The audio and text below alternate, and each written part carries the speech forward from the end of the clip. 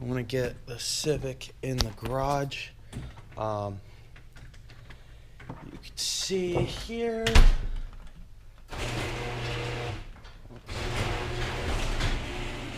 See here we have the brake pads.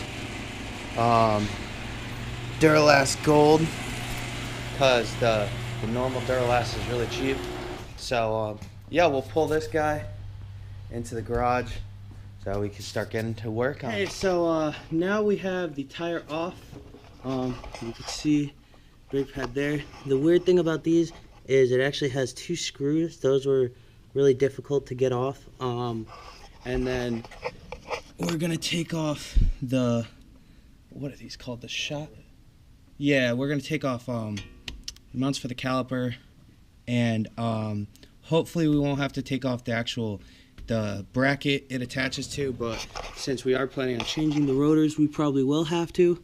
So so right now what we just did was we got that bracket off. We're keeping our bolts over there. You can see my impact, that helped a lot with getting everything off.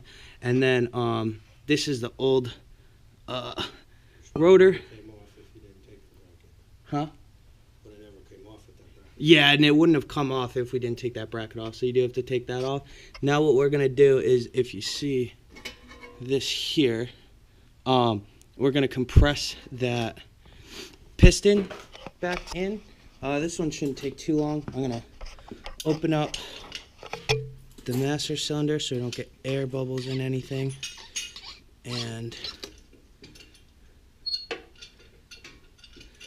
you want to watch this fluid level, make sure it doesn't leak out everywhere, just because, you know, no one likes having that stuff leak out. But this is,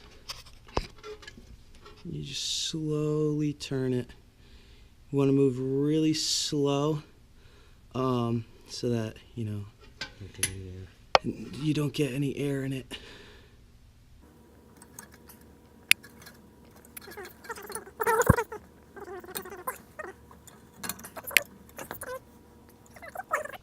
Oh, I took the wrong one off. I took the power steering one off. Nice. Crap. Okay.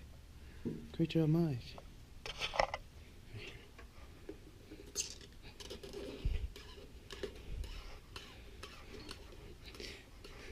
Yeah, so I screwed that up. Took off the wrong one. Alright guys, now due to the fact that one of the heads on the Phillips head screws stripped on us, we had to get out the good old drill. What we did was we drilled the pan head off of it. So you could see here how those have, let's see how those kind of like dip in. We found a drill bit that was just bigger than that bottom hole, so it wouldn't go all the way through, and drilled out the head. Then, since we're replacing the rotors anyway, once we felt it was deep enough where it was gonna start going into the rotor, which we used the other screw as a guide for how deep that was, we just took to the back of the rotor with a sledgehammer to get that head to just snap right off. Worked out well. Then we took the nub. Let's see. I want to make sure you guys can see this nub. We took vice grips and we just twisted it on out. And now we are gonna end up having to go to like Home Depot or something like that to get a new little, you know, nub.